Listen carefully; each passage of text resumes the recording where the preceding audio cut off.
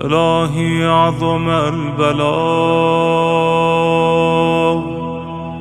وبرح الخفاء وانكشف الغطاء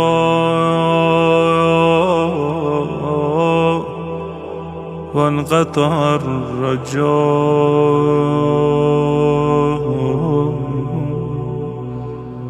وضاقت الأرض ومنعت السماء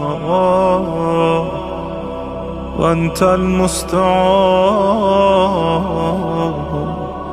وإليك المشتكى وعليك المعول في الشدة والرخاء.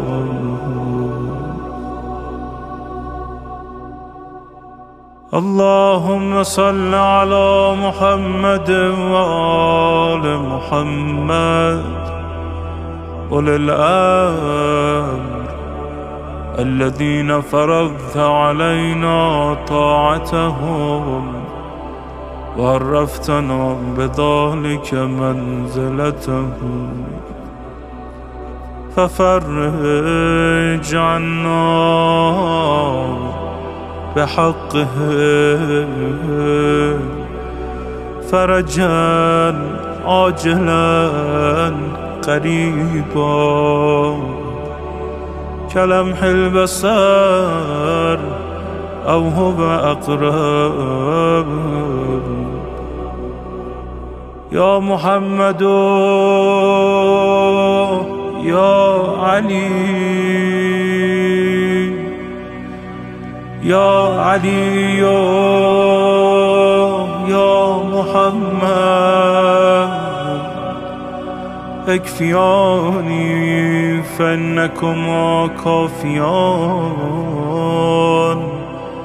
وانصراني فإنكما ناصران. يا مولانا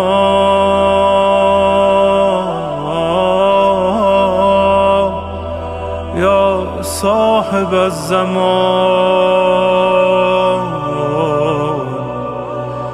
الغوث الغوث الغوث أدركني أدركني أدركني